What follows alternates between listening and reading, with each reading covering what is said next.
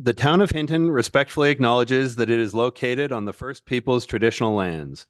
We recognize this traditional territory to show respect and understanding to those who walked this land since time immemorial. Today, we uphold our ongoing responsibility to work together in the spirit of the intent of the treaties with all the First Peoples and nations that call this place home.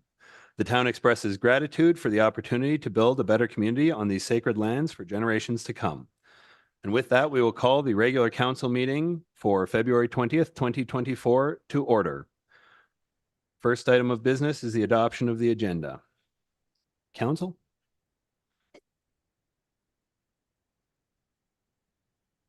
Any councilors? Sorry, council, are there any additions or deletions to the agenda? Thank you. Administration, any additions or deletions to the agenda this evening? CEO Panasiuk? Through the mayor, there's nothing from administration. Thank you, CAO. Councilor Stashik? Thank you, Mr. Mayor. I'd like to move the council accept the agenda for today's meeting as presented.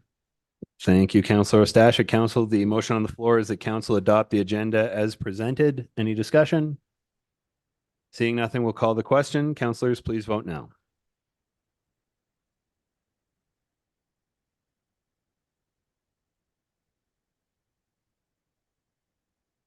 And that motion is carried unanimously. That takes us to section 3 of our agenda today, council minutes for adoption, and item 3.1, regular council meeting minutes from February 6th, 2024. Council? Councilor Race. Thank you, Mr. Mayor. I'd like to move to adopt the regular council meeting minutes for February 6, 24. Thank you, Councilor Race. Council, the motion on the floor is that council adopt the regular council meeting minutes from February 6th, 2024. Any discussion? Seeing nothing, we'll call the question. Councilors, please vote now. And that motion is carried unanimously. That brings us to section 4 of our agenda, Citizens Minute with Council. Minute with Council provides an opportunity where residents can address council regarding issues, events, celebrations, or concerns. To ensure a constructive and welcoming environment, please adhere to the following guidelines. Keep your remarks concise, limited to 1 minute. Address the chair of the meeting when speaking to council. Avoid asking questions as this is not a Q&A session. And maintain a respectful tone and language. Abusive or aggressive behavior will not be tolerated. Administration, are there any citizens that signed up in advance for Citizens Minute with Council? No, there is none. Thank you. Are there any citizens in the audience today that wish to speak for Minute with Council? Thank you, ma'am. Ms. Cardinal, please state your name, and you may stand if you're more comfortable, but please do try to speak into the microphone so we can all hear you clearly.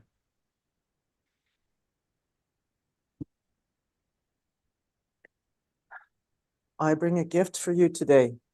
It is tobacco. It's an offering of gratitude for listening from your hearts. And maybe I will sit. Hi, thank you for honoring our Treaty 6 territory, more than 50 nations strong. I'm Kate Cardinal, a proud Cree, giver of life, keeper of the water, Nippy, and a caretaker of Mother Earth, Turtle Island. It has been 354 years that the first peoples of this country have waited for your recognition of our rights as caretakers of our land. In truth, it is our grandchildren's land and their grandchildren's land, and so on. I ask you humbly, all of you, to look around us everywhere. Everything is a gift from Mother Earth to us each and every day of our lives. She has provided for us all each and every day for all your children to come. Hi, Mother, Kisagitin. It is time to honor her for life.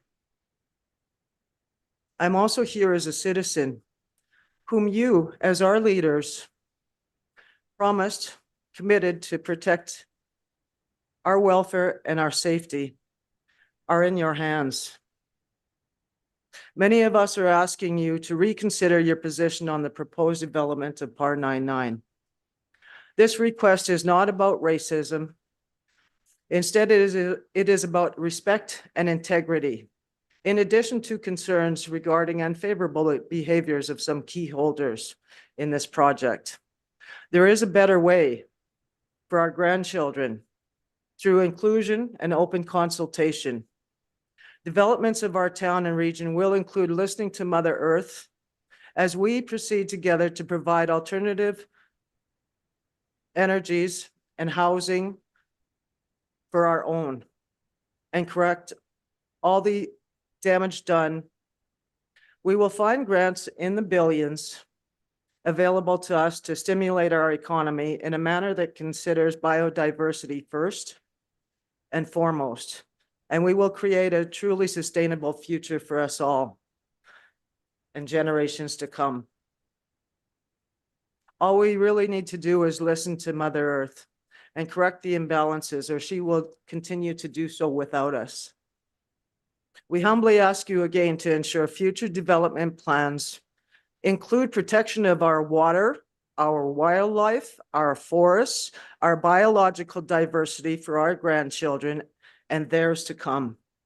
Really, we can do anything we want in the beginning or in the end. Hi for permitting me to speak as your citizen and within our native land, Treaty 6 territory, Turtle Island. Hi. Thank you, Ms. Cardinal.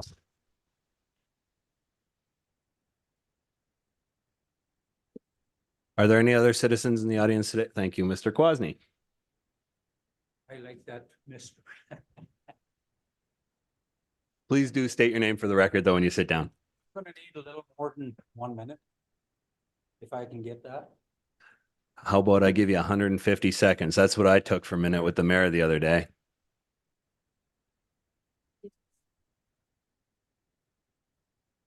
All right. My name is Wilf Quasny.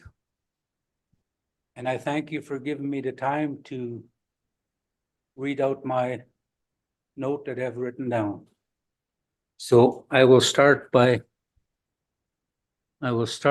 making this presentation here, which I have written up. I hope I brought it with me and never brought the wrong one.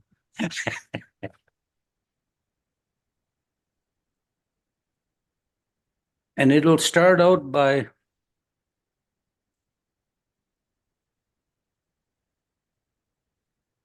town council and mayor responding to the recent article in The Voice as of January 25th, how to grow a town one decision at a time.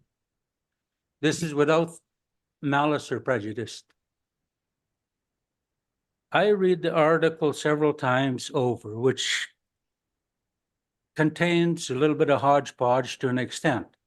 However, when I came to the last paragraphs, I was astonished at how hard Mr. Taylor, or announce it as that, was pushing to sell the project. Yet, the best he come up with is, I think it is best for our community. Once you vote for an article, isn't the think no longer relevant? And then I believe it is the best long-term interest for the community. A little bit lackluster of depth. So, is it proper for a councillor who was voted in by the taxpayers and the peoples, pushed to sell a project, sell Par 99 so hard, if he only thinks or believes it is good for the town and the people? It makes me wonder who else voted for the project by thinking. I thank you two that both, at least two councillors that at least paused and questioned it. Furthermore, all taxpayers were not included in the process. Who did not know about it, read about it. The town does know where to send the tax notices to. Could it be possible that they could have sent newsletters to the same address? exactly explaining what is planned and not a seasoned copy with special additives. What about the people, the older people and taxpayers who are not into Hinton Online, Facebook, other platforms, social media, local paper, voice, radio, etc.? Or will not answer the phone numbers because they represent scams, which is like my wife. She won't answer them. I get it. They don't count, but guess what? They still pay their taxes yearly. In addition, as for the article in The Voice on February 8th, which Councillor Stuart Taylor and Trevor Haas stated that there were accusations of idiotic, loser, crooked, criminal, sleazy, shady, corruption, bribery, dishonesty, and more to council, mayor, and management. I don't condone this. I do not condone this at all, but I don't agree with it in total. 90% of these problems could have been avoided had top management and mayor, council dealt with this project openly and honestly, with full transparency, right from the beginning. Not behind closed doors in special meetings where the special flavors were added to suit a certain few. Is this what town administration, council, mayor call transparent and inclusive? I call this appalling. Lacking of transparency and inclusiveness.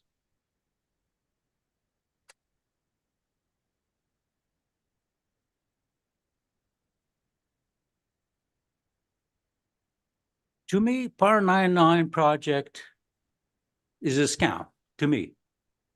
And in the future, the whole story will be told. You'll see it. Look what happened to Cougar Rock. So if you poor souls can't stand the pressure from what you talented people, as Stuart Taylor put it in the paper, and I don't question your talents. You're all very smart at what you're doing. So I don't question that. But if you can't take the pressure from the problem that was created by you, I take my vote seriously. When I go and put the X and I vote for you, I take it seriously. I ask you to take the heat or resign. I am sure there must be more talented people in Hinton that will be willing to step up and hopefully get it right and be open and with full transparency to the taxpayer and all peoples in the future. I thank you very much. Thank you. Thank you, Mr. Kwasny. Are there any other citizens in the audience today that wish to speak for a minute with mayor or minute with council? Seeing nothing, is there anyone online that wishes to speak for a minute with council? No, there is not. Thank you, admin. That brings us to section 5 of our agenda today, delegations and presentations. And seeing that we have none of those, we'll move on to section 6, action items. And item 6.1, the cemetery bylaw number 1183, second and third reading. CAO Panasiuk. Thank you, Mr. Mayor. I will turn this over to Ms. Juke. Thank you, and through the mayor to rest of council. The draft new cemetery bylaw number 1183 is returned to council for second reading. This draft today includes some minor corrections and adjustments from the version given first reading on February 6, 2024. And these are highlighted in the attached document, which is your draft bylaw. So just to go through them, there's 4 of them. So I thought I'd just discuss them a little bit just so that you can understand what's been changed. There is an update to the fee schedule to include a $25 administrative fee, which has been routinely charged by the town for many years. but not itemized in the fee schedule. It's just simply an amount of money that's retained when we do buybacks of cemetery products, like a buyback of a plot or a niche. There's two key adjustments with regards to monuments. There was a provision in the first version which essentially set up a permitting process for monuments that administration would review and approve monument designs. That's been removed as that was particularly administratively heavy. Town has never done it, and the cemetery overall shows it's probably unnecessary. So rather than that, a new schedule with guidelines is added that shows how monuments, gives some suggestions for monument design. And there's also provision that the municipality can ask for adjustments to monuments that are installed if they're egregiously out of the norm, as it were. Doesn't happen very often, but it's nice to have something there that you can use if you need to. Lastly, cemetery closure hours in this version are changed to 11 p.m. to 6 a.m. And the reason for that was that the 1 hour after sunset to 1 hour before sunrise would result in a reduction in the service level, particularly in winter, where your cemetery would close at about 5:30 p.m. And that just limits, it would unduly potentially curtail people's ability to visit when they need it. And again, that's a significant service level reduction. So for the cemetery alone, I think that 11 p.m. to 6 a.m. is what the administration would like to recommend. So with that, I'll just answer one of the questions that was posed the last time this bylaw was being considered. And the question from Councillor Race was, does our cemetery have a scattering grounds? We do not, and we haven't really had a demand for it either. Nor is there at present any room to develop one, simply that we're into our last section, and a considerable amount is a good idea, and I know that it's popular elsewhere, so perhaps for the future. So with that, I'll take any questions that council may have on this bylaw. Councillor Magoon. Thank you, Mr. Mayor. So Ms. Juke, just to clarify, particularly around the hours, the change in hours, how it now represents 11 p.m. as opposed to after sunset. That change exists in this current copy. There's no need to make a motion to amend or anything like that. Thank you, Councillor Magoon, and through the mayor to rest of council. That's correct. And administration is recommending a second reading as presented. Thank you. Councillor Taylor. Were there any comments from the public? Ms. Duke. Thank you. Yes, through the mayor to rest of council, there was one received, one feedback from one of our notable, well-known community members who mentioned that a lot of people do like to make nighttime visits to the ceremony or to the cemetery for some candlelight ceremonies and that sort of thing. And so again, that's why, 11 p.m. Rather than 10 is recommended. Thank you, Ms. Duke. Council, any further questions for administration? Anybody interested in making a motion? Councillor Magoon. Thank you, Mr. Mayor. I'd like to move that council gives second reading to the cemetery bylaw number 1183.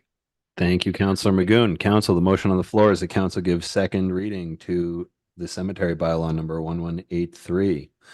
Any discussion? Seeing nothing, we'll call the question. Councillors, please vote now.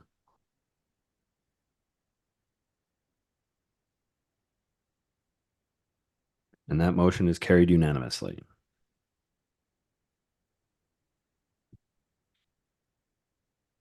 Councillors, anyone interested in a third reading? There we are. Councillor Race. Thank you, Mr. Mayor. I would like to move that council gives third reading to the cemetery bylaw number 1183 as presented. Thank you, Councillor Race. Council, the motion on the floor is that council give third reading to cemetery bylaw number 1183 as presented. Any discussion?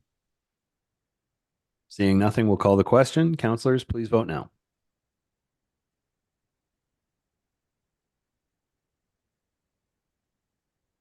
And that motion is carried unanimously. Council, anything further for item 6.1? Seeing nothing, we'll move on to item 6.2, Municipal Development Plan bylaw number 1084, TAC 3, numerical correction. CEO Panasiuk. Thank you, Mayor. I will turn this over to Ms. Borbo. You. Good evening, council. Before you this evening is what we would deem a fairly administrative matter. We have a numbering error in our amendments to the municipal development plan. The plan remains at bylaw number 1084, but each time there is an adjustment to it or an amendment to it, it gets a new number, and inadvertently 1084-2 was used twice. And so we're bringing this for you for the lands on Drennan Way to become bylaw number 184-3. All bylaw amendments, even though they're deemed just numerical in nature, they have no change to the actual bylaw. It's still required to go through all three readings. We have to do any amendments the same way that the initial bylaw was passed. Thank you, Ms. Borbo. Councillor Magoon. Thank you, Mr. Mayor. Ms. Borbo, just for the sake of anybody who might be watching, this deals specifically with the numerical identification of the bylaw. This is not an attempt, like it's not a process wherein the original decision can be reviewed. That would be something else, correct?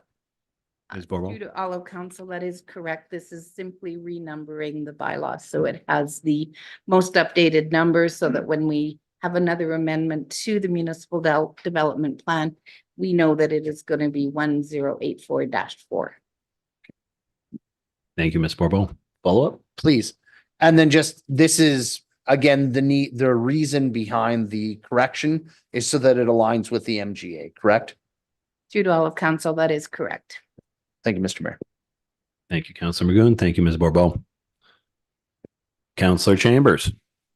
I'd like to move that council give first reading to the numerical correction on bylaw number 1084-2 to 1084-3. Thank you, Councillor Chambers. Council, the motion on the floor is that council gives first reading to the numerical correction on bylaw number 1084 TAC 2 to 1084 TAC 3. Any discussion? Seeing nothing, we'll call the question. Councillors, please vote now. And that motion is carried unanimously. Councillor Stashik. Thank you, Mr. Mayor. I'd like to move that council give second reading to the numerical correction on bylaw number 1084-2 to 1084-3.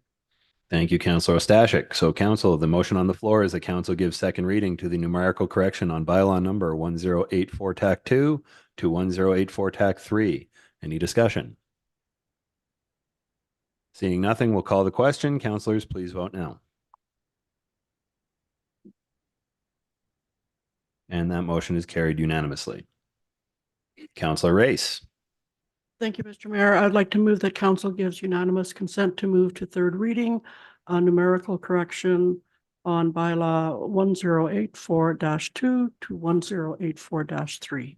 Thank you, Councillor Race. Council, the motion on the floor is that council gives unanimous consent to move to third reading on numerical correction on bylaw 1084 TAC 2 to 1084 TAC 3.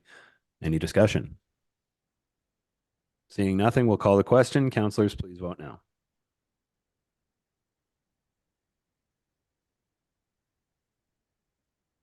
And that motion is carried unanimously.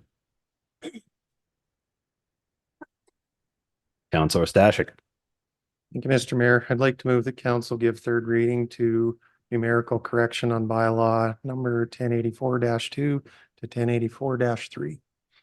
Thank you, Councillor Stashik. Council, the motion on the floor is that council gives third reading to numerical correction on bylaw number 1084 TAC 2 to 1084 TAC 3. Any discussion? Seeing nothing, we'll call the question. Councillors, please vote now. And that motion is carried unanimously. Council, any further discussion on item 6.2? Seeing nothing, we'll move to item 6.3 on our agenda, land use bylaw number 1088 TAC 19, numerical correction. Ms. Borbo. Thank you, council. Another item exactly the same. And if there's any question on why normally land use bylaw and municipal development plan are definitely handled by our planning and development office, but the numbering system is maintained through legislative services, which falls under corporate services. So just some clarification as to why I'm presenting this, and it's not in a planning realm. It's because it is numbering that is held by corporate services. So this particular item on the land use bylaw 1088-18 to 1088-19 is for some changes in the Rowan Street area. Thank you, Ms. Bourbeau. Council, any questions? Councillor Taylor. I'll move the recommended action that council gives first reading to numerical correction on bylaw number 1088-18 to 1088-19. Thank you, Councillor Taylor. Council, the motion on the floor is that council gives first reading to the numerical correction on bylaw number 1088 TAC 18 to 1088 TAC 19. Any discussion? Seeing nothing, we'll call the question. Councillors, please vote now.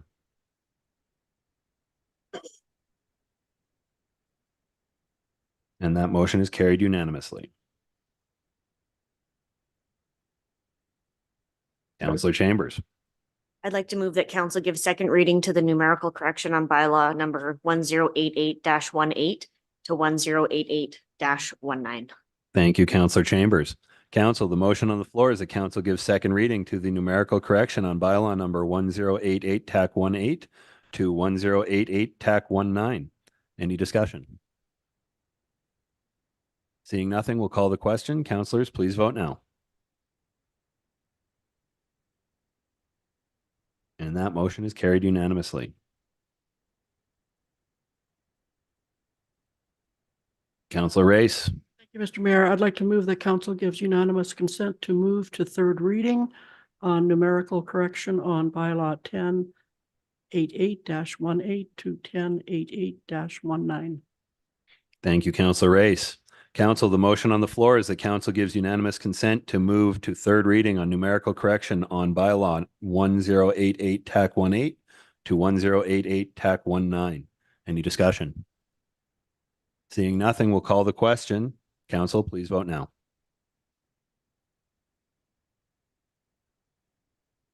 And that motion is carried unanimously. Councillor Ostashik. Thank you, Mr. Mayor. I'd like to move that council give third reading to numerical correction on bylaw number 1088-18 to 1088-19. Thank you, Councillor Ostashik. Council, the motion on the floor is that council gives third reading to numerical correction on bylaw number 1088 TAC 18 to 1088 TAC 19. Any discussion? Seeing nothing, we'll call the question. Councillors, please vote now.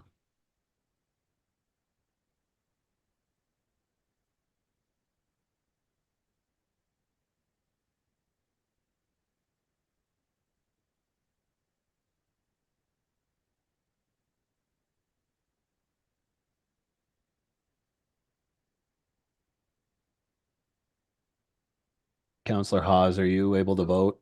Sorry, I'll vote by hand. It didn't come up on my screen. Oh. Thank you. Oh, and we're carried unanimously. Thank you, Councillor Hawes. Council, is there anything further for item 6.3 on the agenda?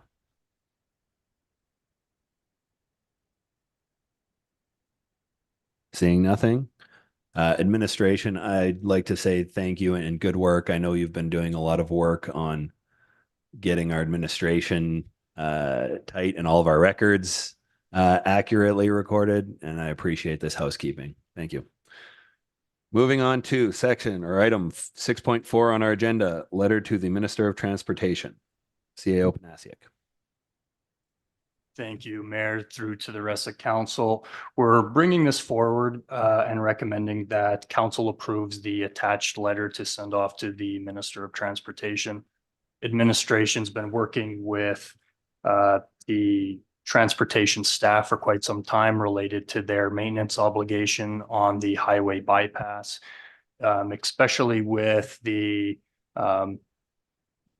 expectation of an upcoming drought with the recent wildfires. We are recommending that this be sent to the Minister of Transportation. And what our request is for them to initiate and to put some resources into clearing that Highway 16 bypass in order, that is their obligation, not only through the Weed Control Act, but it is their property. It has been cleared once before, but we are recommending that they come in this year and do it once again, just to ensure, especially this year with drought conditions, that there will be an adequate fire break around the community. It is a great natural wide fire break that we can utilize. So we are recommending that they come in and perform that maintenance. Throughout this process, this will be the initiation of it, but there is some nuance that we're going to have to work through with some of our community associations, some of our private landowners. It does get close to the disc golf park, the Hinton mountain bike park. So we'll just have to make sure that we're not affecting those groups, but the intent is that this would be initiated.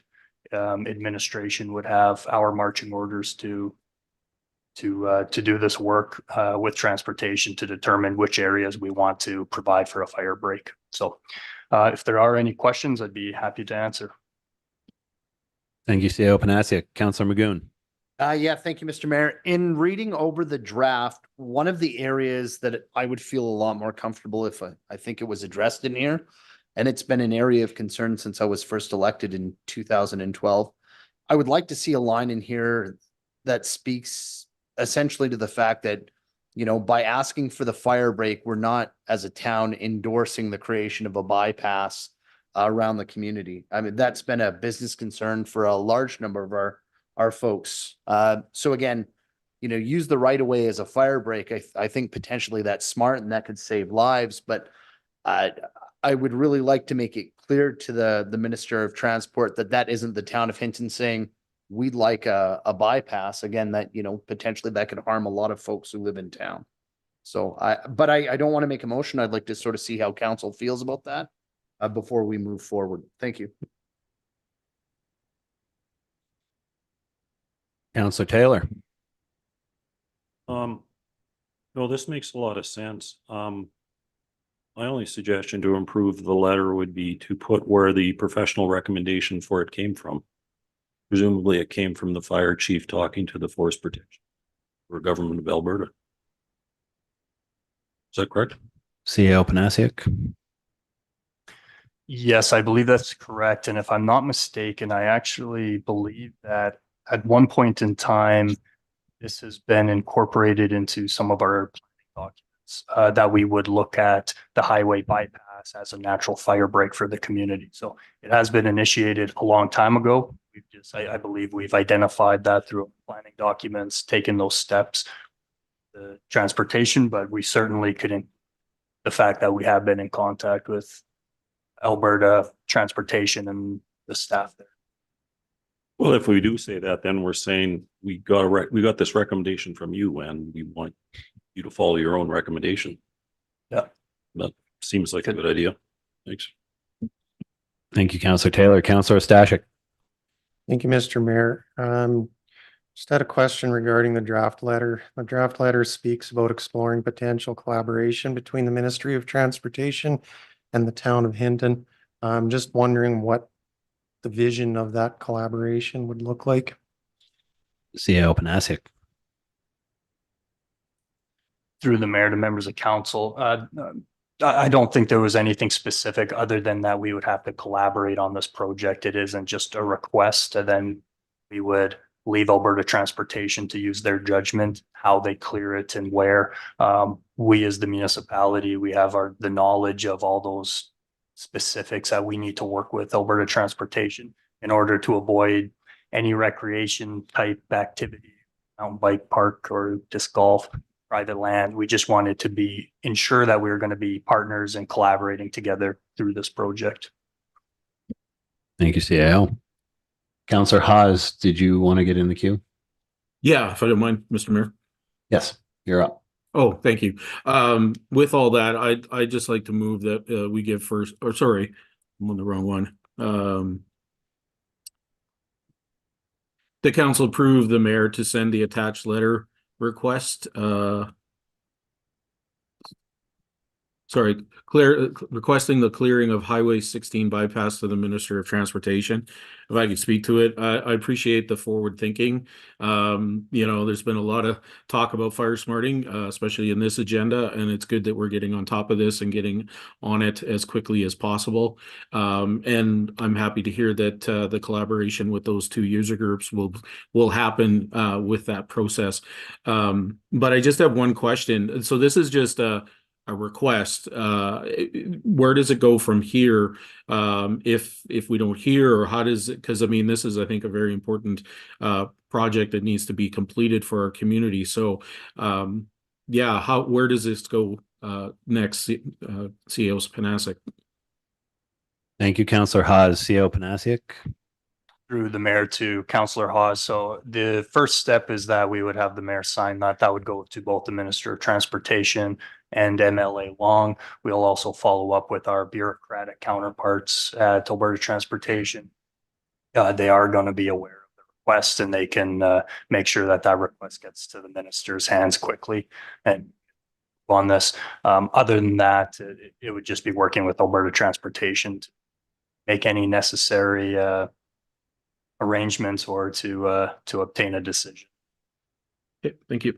Thank you, CEO Panasic. So council, the motion on the floor is that council approves the mayor to send the attached letter requesting the clearing of Highway 16 bypass to the Minister of Transportation. Councillor Ostashik. Thank you, Mr. Mayor. First of all, I just want to comment. I am absolutely not in opposition to having this request put forward. However, I've got concerns about the timeline. We're already nearing the end of February, and this letter speaks to a hope to have this work done before the spring fire season. I'm assuming that spring fire season of 2024. That seems like an awfully ambitious timeline, especially if there's an expectation that the province is going to access FRIA funding for this. They'd have to put in a grant request, have grant funding approved. They'd have to develop a tender request, have it go out for tender, collect bids, award bids, collect security, and have the contractor do the work.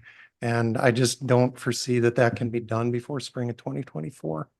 So is there a contingency in place if that's not possible to have this move forward, or something else happen in its place? CEO Panasic. Through the mayor to Councillor Stashik. So as of right now, we don't have a contingency plan in place, but the next RFD does speak to a Fire Smart grant that we are looking for about $200,000 for vegetation management.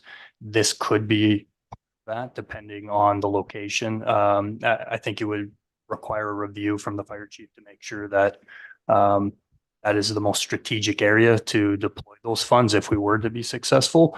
But ultimately, our hope is that Alberta Transportation is aware this is regular work that they are legally required to do through the Weed Control Act, that they would be able to initiate this relatively quickly. And they have been aware of it in conversations. So I can't promise that it'll be done and done quickly, but that is our hope. We got some positive indication from the staff there that this is something that they would consider.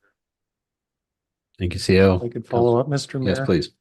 So I appreciate that, and thank you for that. And it would be my hope that they could get on it quickly too. That said, though, if the town does receive a grant for, whatever, $100,000-$200,000, I would actually prefer that that's used in fire smarting property in town limits and not using it to, again, subsidize something that's provincial government responsibility. Just my thoughts, and I'll leave it at that for now. Thank you. Thank you, Councillor Ostashik. Councillor Magoon. Thank you, Mr. Mayor. I have a question and then an amendment to make. How does this, for the town manager, how does this come into play with the threat of fire risk from the west? Has the fire chief addressed this? Because I know when we did modeling down at the forestry training school probably 6 or so years ago. The preliminary winds that we saw and sort of the modeling for the fire projections had a lot of the fire incidences coming from the west down the valley towards the town. So has the fire chief spoken with forestry and considered that in conjunction with this, or is just this sort of done solely on its own? CEO Panasiuk. Through the mayor to members of council. So this really isn't going to address that specific wildfire threat. This is really primarily the protection of the community from south. You know, with that Fire Smart grant, that is absolutely a part of what we're looking at in our own work. You know, this in our minds is low hanging fruit and that we can work with the province on in order to protect the community. But our own funds would be directed to the highest risk area that we believe, and I do believe that it's likely to be west of town. So I don't know the specific areas that we would be targeting at this point, but I think that's a very acute that we would be looking at the west side of town for additional vegetation management. If I Follow up? an amendment, please. And Miss Davy Campbell, just to make things easy, emailed you the requested amendment, so I'll make that. See here. Oh, perfect. There we go. I'd like to make an amendment that the draft letter add verbiage that clarifies that the town of Hinton does not yet support the creation of a bypass for the town of Hinton at this time. And if I could speak to that, Mr. Mayor. Yeah, I would be deeply concerned if we didn't note that, because again, in going ahead and asking for the province to take care of some of the clearing for Fire Smart along that route, I would be concerned that that would sort of demonstrate a support for the bypass as a whole as well in getting a portion of that work done, sort of double dipping, if you will. And that was very strongly an issue that was raised a number of years ago, is that we didn't want to see really support for a bypass at that time because of the significant business impact that has. Fire smarting is important. Protecting the south flank is important. And I'm good with this in principle, but I think we really need to make sure that our messaging to our provincial partners is clear, is that, you know, this is for the sake of fire smarting, not for the sake of starting the road to a bypass, which I don't support. So, thank you. Thank you, Councillor Magoon. Administration, can we see that up on the screen, please? Thank you. So, council, the motion on the floor is an amendment to the motion on the floor that the town of Hinton does not yet support the creation of a bypass for the town of Hinton at this time. And that amendment was that we add verbiage stating as much to the letter. Councillors, any discussion on the amendment? Councillor Stashik. Thank you, Mr. Mayor. So this proposed amendment throws quite a wrench into my thinking about this. And my initial thought is it just seems a little bit disingenuous to go to the province and say, we want you to spend a bunch of money on clearing the right of way for future Hinton bypass. However, we don't actually support having a bypass be installed around Hinton. If the intent is to get fire smarting done, then maybe we should just be asking for a fire smart program to be initiated along the verges of Hinton. I'm not sure why the intent is to tie it to the, well, I get why the intent is to tie it to the future bypass, because there's already an obligation there. There's already right away, permissions are already in place. I understand that. I'm just not sure what the implications would be of saying we want to get the bypass cleared up, but we don't actually want to bypass. So I'm not sure what I'm going to do with this at this point now. Thank you. Thank you, Councillor Stashik. And CEO Panasiuk, I'm going to ask some questions just to clarify the concept for everyone here. The space that we're actually talking about, the right of way for the highway bypass, that space is already cleared of large brush and trees. Is that correct? Through the mayor to council, a good portion of the highway bypass has been cleared, but I I'm not sure the last time that it actually was cleared, and I'm thinking it was likely over a decade ago, if I had to pinpoint it. 15 years, obviously I wasn't here at the time, but there is some tree growth that would cause some issues if we ever were to require a fire break in that location, if we were to try and deploy some equipment in that area. So it is cleared, but it is starting to get overgrown a little bit. But the entirety of that bypass was not cleared. There was certain portions that for I think a number of different reasons were not cleared. That may remain depending on the area, but there are some areas that I believe we are able to clear. So it'll be a little bit of both. It'll be a little bit of some cleanup on the previous cleared, and then it will likely be some new clearing of the highway bypass as well. And if I can, I could talk to Councillor Stashik. Please. Councillor Stashik's concern.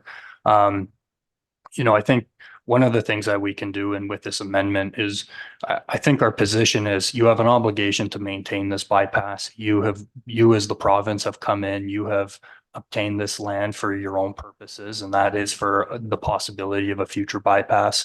The way we just want to have a say in the way that you maintain it. And really for us, it's clear cut in order to provide a fire break for the community is really what we're asking for.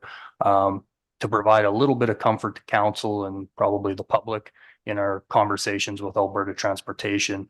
The concept of a highway bypass is not even on their radar, and that's at this time not a conversation that is being had at the provincial level.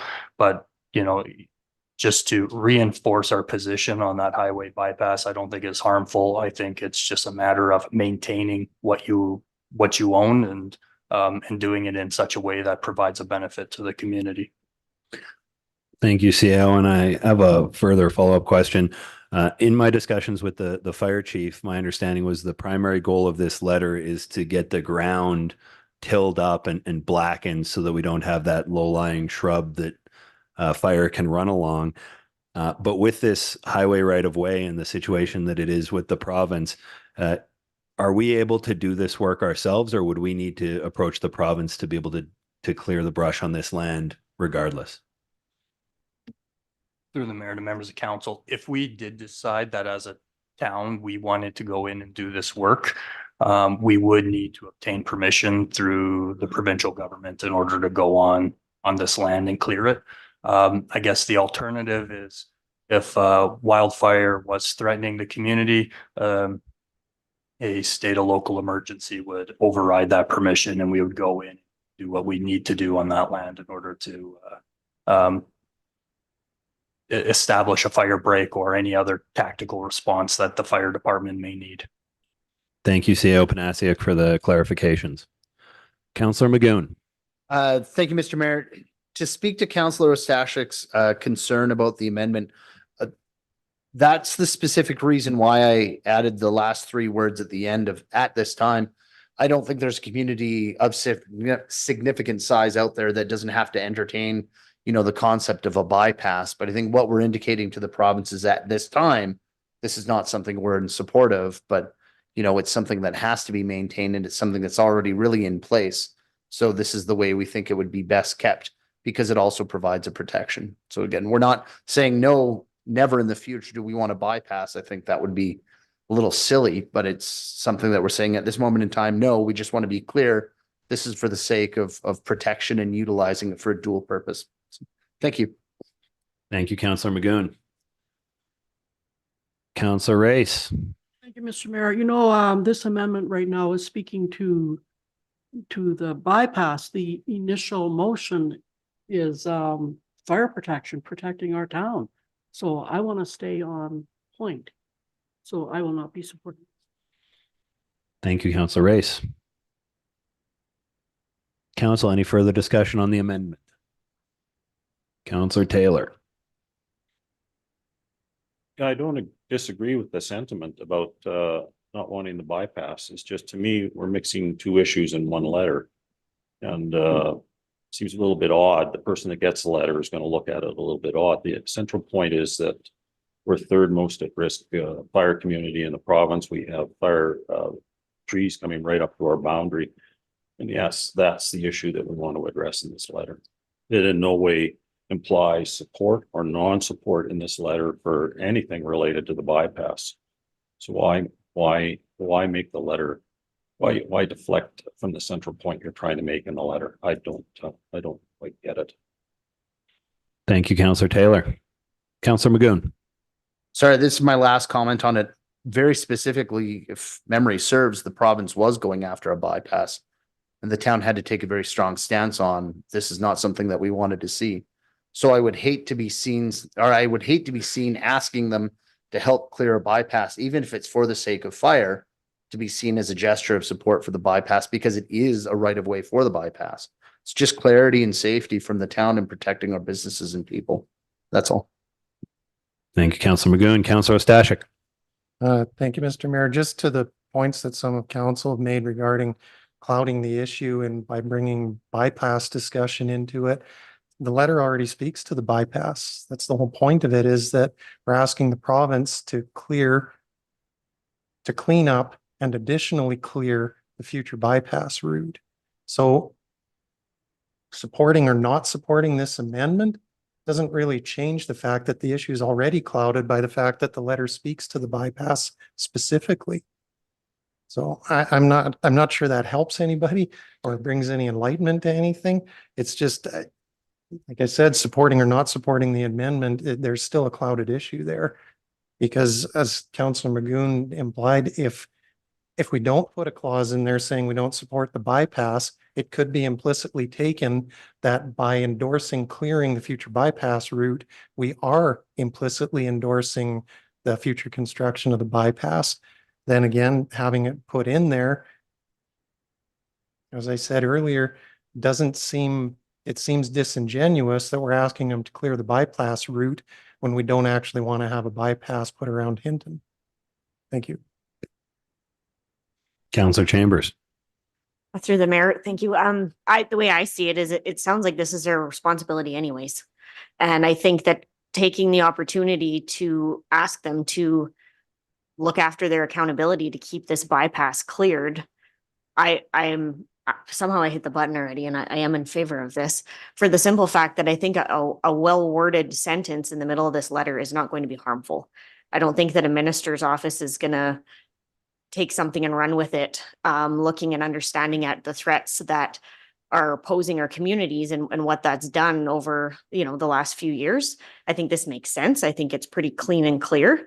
And I definitely support the amendment that, we're not trying to open something else up, but we're trying to get them to clear what they're responsible for anyways, with the hopes that it's trying to help our community. So I think it's kind of a no-brainer, and that we should be sending this along and hoping for the best.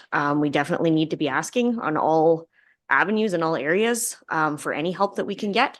And if this is that one small piece, then I say we go for it and try to keep it clear. So I'm in support of the amendment. Thank you, Councillor Chambers. Councillor Race. Thank you, Mr. Mayor. I look at the bypass as a location, as us saying this is where we need that fire smart activity happening. That's how I look at the bypass. I think when the time comes that we have to have that conversation about having a bypass, that's when we're going to say we don't support a bypass. Right now, my big issue is getting the letter to the government. We're a hotspot here, hey? We truly are. So I want to be proactive, not reactive. So that's it. Thank you. Thank you, Councillor Race. Councillor Stashik. Thank you, Mr. Mayor. Seeing as I'm still on the fence about how I'm going to move forward with this, I would like to ask administration what the implications would be if council chose not to send this letter requesting Alberta Transportation do right-of-way clearing, but instead put forward a submission to Alberta, I think it's Parks and Agriculture now, put forward a request to Alberta Parks and Agriculture instead to initiate a Fire Smart program around the perimeter of Hinton. And if I could speak to it quickly, I think that method by maybe not constraining it to the official bypass route, might be able to put some fire smart measures in effect that could actually be more effective than simply following the bypass route. As Councillor Magoon indicated earlier, doing some fire modeling, maybe there's some places where it would be more effective, more efficient to have fire smarting done than simply sticking to the bypass route. CEO Panasiuk. Through the mayor to Councillor Stashik, I wholeheartedly agree with you. But I'll say that I think I'll know the answer. Really, we're going after Alberta Transportation because the bypass is owned by Alberta Transportation. So I believe that any request through a different ministry will simply be to refer it to Alberta Transportation. When it comes to the remaining areas, typically, or what I suspect the response will be is we have programs in place and grant programs for the municipality to do that. And that isn't necessarily something that the provincial government does on behalf of municipalities. They have Fire Smart, FRIA grant applications, and by nature that is what they use to fulfill those obligations, but they put it on the municipalities typically to look at how they can safeguard their municipality when it comes to vegetation management. So you can certainly try, but it would be a large departure from the current programs that are in place through the provincial government for them to come in and take that responsibility. Okay. Thank you, Mr. Mayor. Thank you, Councillor Stashik. Thank you, CEO Panasiuk. Councillor Taylor. I do support the letter. The town manager confirmed to me tonight that this letter was based on professional recommendations from two agencies, the forestry people and our professional firefighting service. So I think, and it is the responsibility of the Ministry of Highways to do this. We can encourage fire smarting through letters for grants for different parts of the town and different priorities with separate initiatives. This to me is, if I could use the term, a no-brainer as far as getting somebody to do their responsibilities quickly for the problem we face.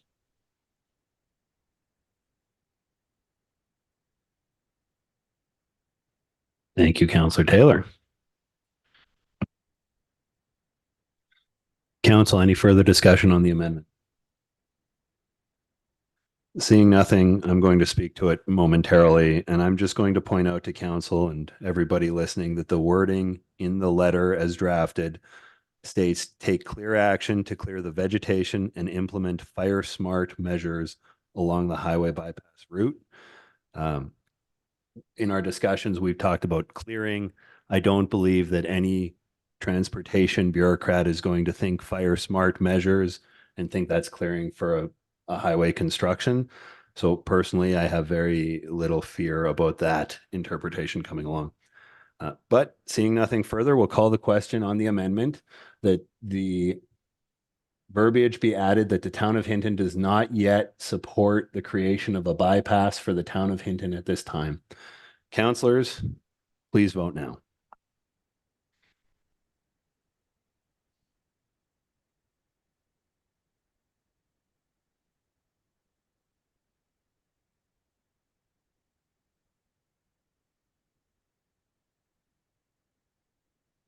And that motion is carried 4-3 with Councillors Mayor Nissen, Councillor Haas, and Councillor Race voting against.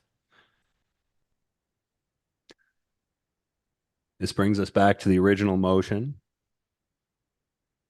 which will now be that council approved the mayor to send the attached letter requesting the clearing of Highway 16 bypass to the Minister of Transportation as amended.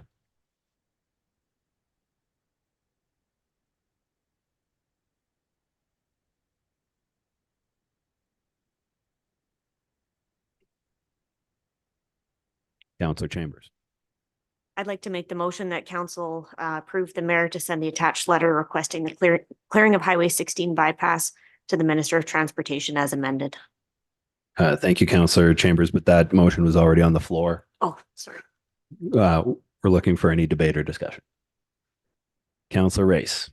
Thank you, Mr. Mayor. I will certainly support this. I think we have, fire season starts in May. So we've got, what, 2.5 months to really get our business together. It's absolutely vital that we protect our town, the surrounding area, that we protect our town, and also, our citizens, and make sure that we keep them informed every step of the way. This 2.5 months is gonna be here in the blink of an eye. And, we were hotspot number 3. I think we're entering into hotspot number 2 in Alberta. So we really want to be, not alarmist, but be prepared in the event that, fire comes our way. So I will support this. Thank you, Councillor Race. Council, any further discussion on the motion as amended? Seeing nothing, we will call the question. The council approved the mayor to send the attached letter requesting the clearing of Highway 16 bypass to the Minister of Transportation as amended. Councillors, please vote now. And that motion is carried unanimously. Is there anything else from council on item 6.4 of the agenda? Councillor Taylor. This is fairly minor, but it's a suggestion to administration, and that's that you say that this is an urgent matter. I think we could do a better job in this letter of explaining why it's an urgent matter. Third at most risk fire community, forest abutting up against the community, recent evacuations. We could give that sense of urgency and explain why. That to me would make it a more powerful letter. Thank you. Thank you, Councillor Taylor. Council, anything further for item 6.4 of the agenda? Seeing nothing, we'll move to item 6.5, Fire Smart Neighborhood Group Letter of Support. CAO Panasiuk. Thank you, Mayor. If council hasn't noticed, I am filling in for the fire chief today. This is not necessarily my area of expertise, but the Emergency and Protective Services has been working for some time preparing for a Fire Smart application that was recently included in our level of service policy. That this working towards a robust Fire Smart program is part of what we do as administration and protective services. So we are bringing this forward for council to endorse the Fire Smart Neighborhood Group. And there's going to be a number of different elements to this grant application. One is we have included a draft terms of reference, but it's really all about a grassroots approach when it comes to fire preparedness, planning, education, and involving members of the public to ensure that we as a community are as prepared as possible. So the total of the grant application will be 200,000 that would go towards vegetation management. 100,000 would be dedicated towards a sprinkler system, and they're just individual sprinkler systems that the protective services and the fire department can deploy on any structure. I believe they call them WASPs in the event of a wildfire. That's a measure that they can implement. And then the other $100,000 will be related to the all of the planning related to where we should be doing the fire smarting, how we would deploy those in different situations, funding of that community neighborhood group to ensure that we have a robust education program, and working towards Fire Smart neighborhood plan. So looking at specific neighborhoods. So $100,000 would be dedicated to that part of the process. But this is all part of the I believe there's 14 different elements of Fire Smart. So this application would touch quite a few of those. Thank you, CAO Panasiuk. Council, any questions? Councillor Taylor. No, sounds like a good idea to get money for this kind of stuff. What I don't quite understand is who's the Hinton Fire Smart Neighborhood program that the mayor's writing a letter to? Like we're writing somebody in order to get grant money. So we're writing Hinton Fire Smart Neighborhood program. That seems a bit odd. Like aren't we writing a provincial government agency for money or a federal government agency for money? Just why is the word hinted in there? I don't quite understand that. CEO Panasiuk. Through the mayor and council, that was just intended to say it's regarding the hinted Fire Smart Neighborhood Program. Okay. But wasn't necessarily addressed. The intent is that this would just accompany our grant application. Is it a provincial or a federal? It's grant? provincial. Okay, so it's, thanks. That clarifies. Thanks. Thank you, Councillor Taylor. Thank you, CEO Panasiuk. Councillor Race. Thank you, Mr. Mayor. I'd like to move that council approves the letter of support to the Fire Smart Neighborhood Group as presented. I think it's will be extremely beneficial to our. Thank you, sir. Thank you, Councillor Race. Council, the motion on the floor is that council approve the attached letter of support to the Fire Smart Neighborhood Group. Any discussion? Seeing nothing, we'll call the question. Councillors, please vote now.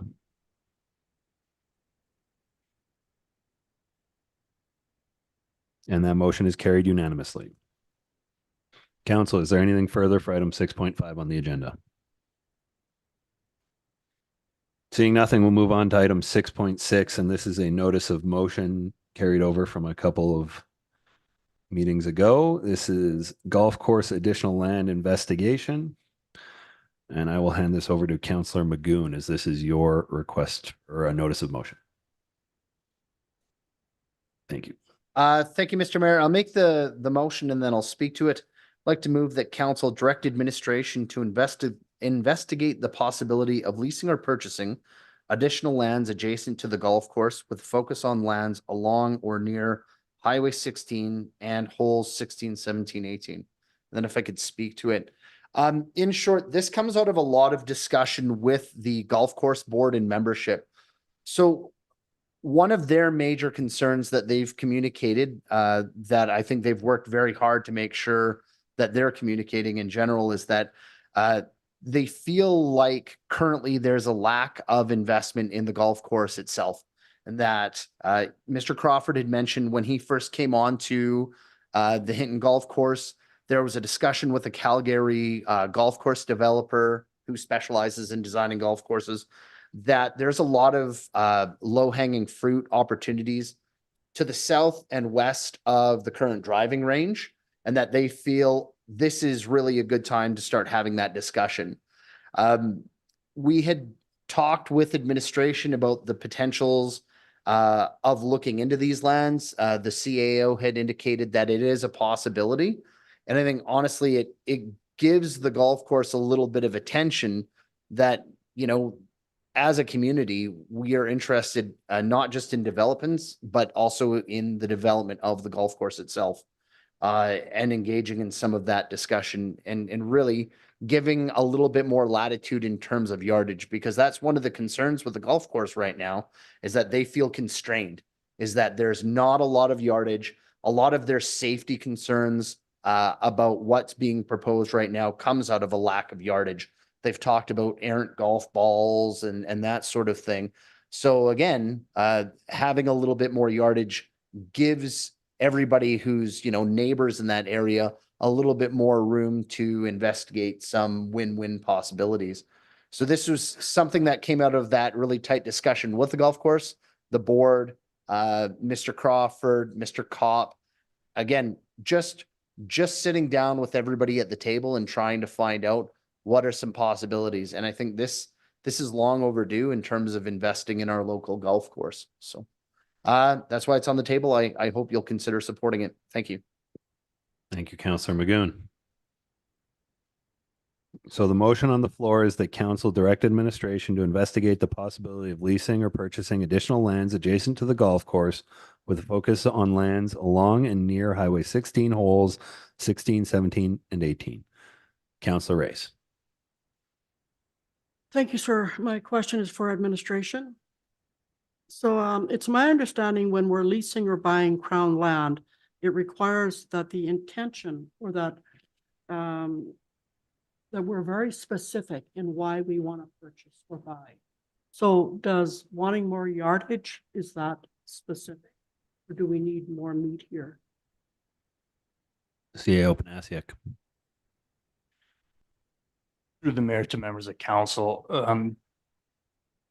that's difficult to say at this point, but I would say at this stage and the way the worded, I'm comfortable with it, to investigate the specifics on exactly why and what we would be doing with it. That could be worked out in future stages, but no, generally, I believe that painting the land for the purposes and the intent that Councillor Magoon brought up, I believe that would be specific enough for the province. So the other thing I'll say is the timing, and I know there was always been a concern related to the time related to obtaining Crown land and purchasing it. Previously, it was right around 4 to 5 years to complete that process. I have received indication that that is significantly improved and some of their backlog. So I believe we're looking at about 18 months now. So significantly better than what it was. Still not a short process, but. Thank you, sir. Thank you, CAO Panasiuk. Thank you, Councillor Race. Councillor Chambers. Thank you through the mayor to administration. I will be supporting this motion. I do agree that we're a bit behind the 8 ball on this investigation, but I'm wondering what the possibilities are of giving this potential information or finding out the realities of it to the golf course expert so it can be considered in some of the plans. You know, if we're really feeling, if there is land, I guess, out there that is possible, is this something that we can be sharing with that golf course expert to be able to advise us of what those next best plans are? Because we want to have these two things linked together, if that's the intent, is to come up with a bit of that long-term plan. CAO Panasiuk. Through the mayor to members of council, yes, that'd be the intent. Is we don't want to lose the opportunity of working with our golf expert to be able to think a little bit more broadly on this. So we would absolutely request that he takes a look at it with that lens of don't be constrained by the existing boundaries and the existing bureaucratic processes that are currently in place with that land, and just be able to think a little bit bigger as a part of what he's doing. Thank you, CAO. Thank you, Councillor Chambers. Councillor Haas. Thank you, Mr. Mayor. Yeah, I'll be in support of this. I think there's no harm in taking a look at what it would look like. And it's kind of coincides too, because we have our strat plan coming up this weekend too, and talking about potential other lands acquisitions or whatever. So at least then, we can look at it as a big picture. But I think specifically for this area, it makes sense, and for the future of the golf course. So I'll be in favor of it. Thank you, Councillor Haas. Councillor Stashik. Thank you, Mr. Mayor. I'll be speaking in favor of the motion too. I certainly don't think that there's any harm at all in exploring options to see what's viable and what's potentially not. That said, though, I do have a question for administration regarding the recreational lease, where I believe it's the front 9, which is the 9 holes that are furthest away from the highway. Are there any restrictions on developing their construction there, building additional holes, removing holes, changing them around, rerouting?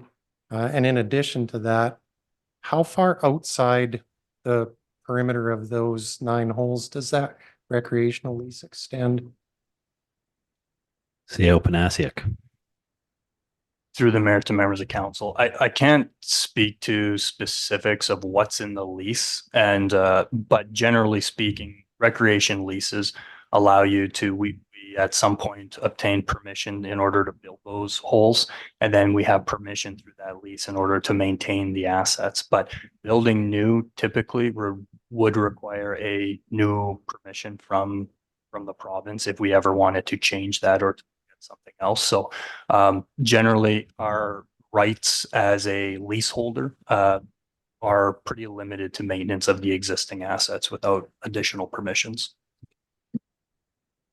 Councillor Stashik. Yeah, if I could just follow up briefly, seeing as though that's already held by the town of Hinton as a recreational lease that consists of a golf course, I think it's certainly a viable option for the golf course professional or whoever else is investigating additional lands to also investigate those and see if there's any viability in in replacement hole construction, additional hole construction, anything like that, without taking any options off the table.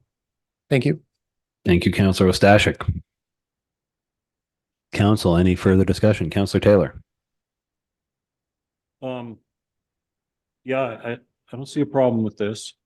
Couple of questions. The original area structure plan that's still in effect for this area originally spoke to a 27-hole golf course. It being built out to 27 holes. Can you confirm that? CEO Panasiuk. Through the mayor to members of council, I can't confirm a 27-hole golf course. I can confirm that we do have some planning documents that look at development and how that would happen in that general area, but an expansion to 27 holes, I would have to take a look at that and get back to council. Okay. I'd appreciate that confirmed. Then the other ones, I think related to Councillor Ostashik's, and that's like how far does a significant portion of the golf course that we're talking about is already under Crown land lease. Does that lease just cover the golf course boundary, or does it extend quite a bit out from the golf course boundary in this direction? CEO Panasiuk. Through the mayor to Councillor Stewart. Sorry, can you clarify? Or like through this motion, I think we're looking at a smaller area, but as a part of that larger picture and the options, we could look at that entire parcel of Crown land and lease land, if that's what you're asking. Yeah, I guess. So the lease, this would cover the part of the, I just was wondering how much of a boundary our lease gave from the edge of the golf course out into the forest. I just wasn't quite aware. Through the mayor to members of council, I'm not sure if we included a map here. That's my apologies. But it is a fairly significant piece of land. So I'll have to, I can send you a map on the specifics of what that looks like. And, but it is, that lease land does encompass quite a few acres. That was my, that was my understanding of the lease boundaries, is that a significant portion of what we're talking about is already covered under a Crown lease for a golf course that we hold the Crown lease on. That's correct. Okay, thanks. Thank you, CEO Panasiuk. Thank you, Councillor Taylor. Council, any further discussion? Seeing nothing, we'll call the question that council direct administration to investigate the possibility of leasing or purchasing additional lands adjacent to the golf course with a focus on lands along and near the highway 16, holes 16, 17, and 18. Councillors, please vote now.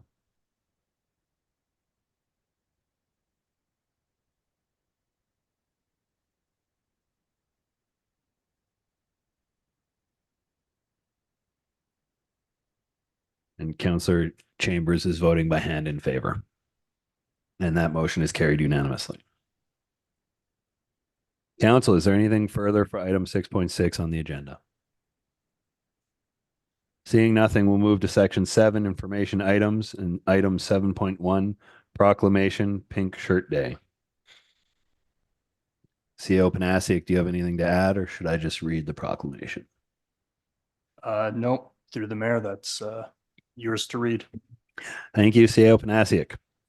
So, proclamation, Pink Shirt Day. Pink Shirt Day in Alberta highlights the commitment of Albertans to making their communities inclusive, welcoming, and supportive places to live, where bullying, harassment, and intimidation have no place. Designating a day to highlight this commitment acknowledges that overt acts of intolerance do not profoundly, Designating a day to highlight this commitment acknowledges that overt acts of intolerance do profoundly impact feelings of security and self-worth, and may limit an individual's ability to learn, thrive, and stay in their home community. The town of Hinton wishes to actively promote respectful and compassionate behavior in the community and discourage bullying and harassment. Pink Shirt Day also celebrates the actions of individuals, families, schools, workplaces, and sport organizations to prevent bullying through education, awareness, and acts of tolerance and kindness. I urge all citizens in our community to participate in this special day, help make our province bully-free in 2024 and onward. And with these statements, I, Mayor Nicholas Nissen, do hereby proclaim February 28th, 2024 as Pink Shirt Day in Hinton.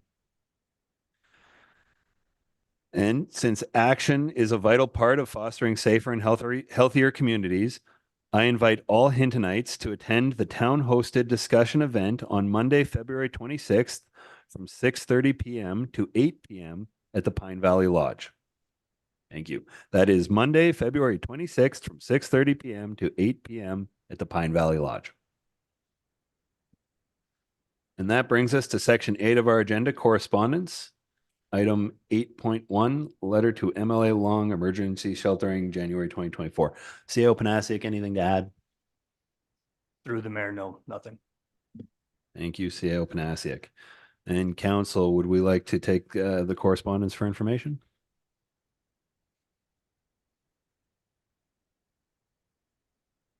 Councillor Chambers.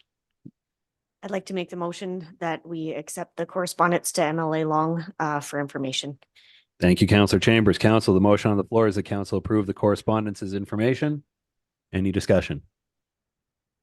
Seeing nothing, we'll call the question. Council, please vote now.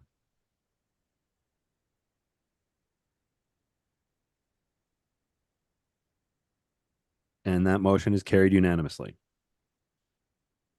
This brings us to section 9 of the agenda, notices of motion. Admin, are there any notices of motion this week? No, they're not. Thank you, CAO. Brings us to section 10 of our agenda, reporting and council reports. Councillor Haas, we'll start with you since you're the most unique at the moment. I have nothing to report at this time. I'm just here, going to be attending the Growing North Conference for the next couple of days, so I'm looking forward to it. So thank you. Excellent. And we're all looking forward to hearing about what goes on at the Growing the North Conference. Councillor Ostashik.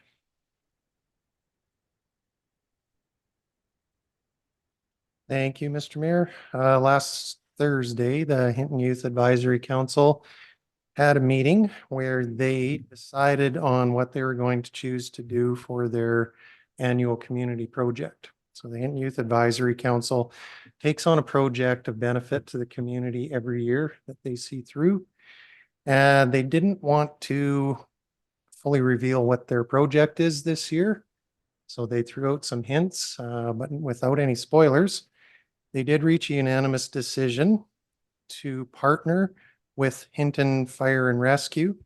And following the general theme of tonight's meeting, they did include the hashtag FireSmart. So we'll be waiting to see what comes out of that. Should be in, I believe, May, late May, early June. May or June anyways, they'll be coming out with details of what their project is. And I know they're pretty excited. I'm pretty excited for everybody to see what their project is when it gets unveiled. Thank you. Thank you, Councillor Ostashik. Councillor Magoon. Thank you, Mr. Mayor. Nothing to report. Thank you, Councillor Magoon. Councillor Chambers. You have to hit.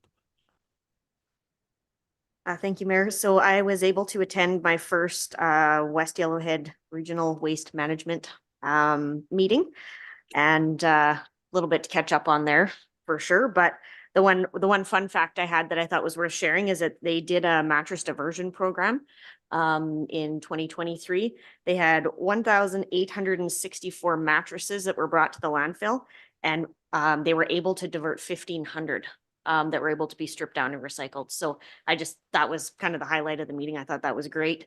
They're working with GFL to see if there's a way that they can get that number even higher, closer to 100%. But there was other discussions as well about the diversion of large furniture items, things that take up a lot of airspace and what they can do. So just thought it was an interesting meeting, a little out of my normal wheelhouse, but nice to see the work that they're doing. Thank you, Councillor Chambers. Councillor Race. Nothing to report, sir. Thank you, Councillor Race. Councillor Taylor. Yeah, I'm also on the Waste Authority meeting. So I attended the meeting. The 3 action items that we discussed at the meeting were the board appointed auditors, and they're the same auditors as the Yellowhead County. 2, we approved entering into a 3-year agreement with West Fraser. It cost $25,000 a ton for about 1,000 tons of ash, because I guess the old agreement used to be with Mondi, so they need a new agreement. And number three, the major cell that they're building for the future for the waste wasn't completed in 2023 due to weather and port strike. Expected to be complete in 2024. 4 million from the budget of 6 million is being spent, and they expect it to be on budget. Thank you. Thank you, Councillor Taylor. And for myself, we've started a new communications initiative here at the town of Hinton, and the first episode of Minute with the Mayor was released roughly 2 weeks ago. This week's episode will be released on Friday at 4 p.m. and you can find it at hinton.ca as well as on the town's social media. Chief Administrative Officer reporting. CEO Panasiuk. Thank you, Mayor. The only thing I have to report right now, we do have our more fulsome report coming forward next Tuesday, but have been approved through the Alberta Community Partnership Program for $200,000 related to regional water treatment study. Now with the approval of our new agreements, the scope is likely to change a little bit, but this is very welcome in looking at the future and being proactive about how we look at water and our treatment. So we have been approved for $200,000 for that project. Thank you, CEO Panasiuk.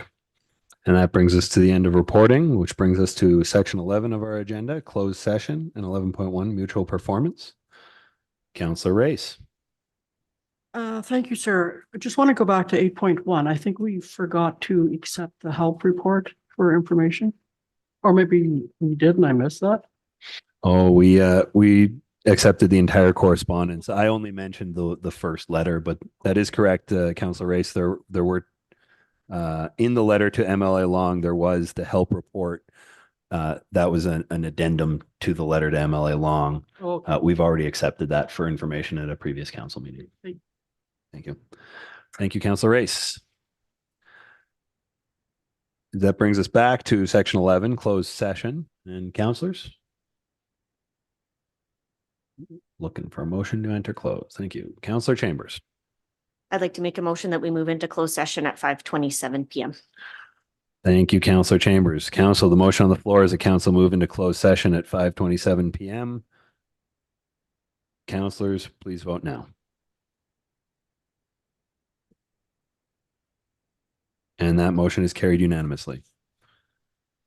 Thank you, everyone who attended in person today.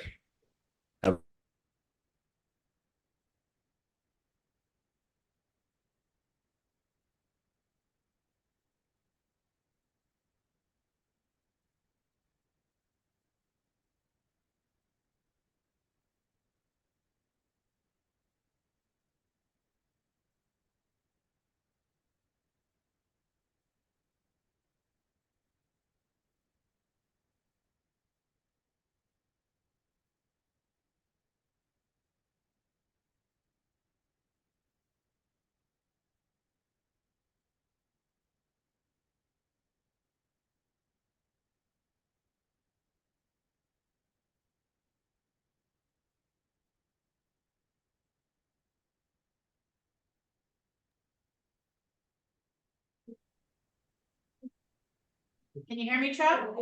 Yeah. Okay, perfect.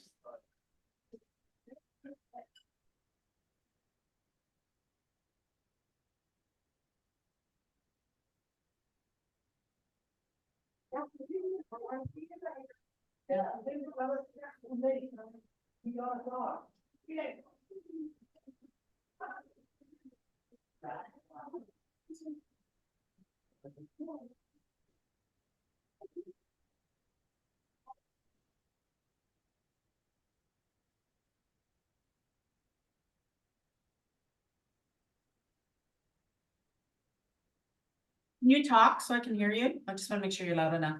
Am I loud enough?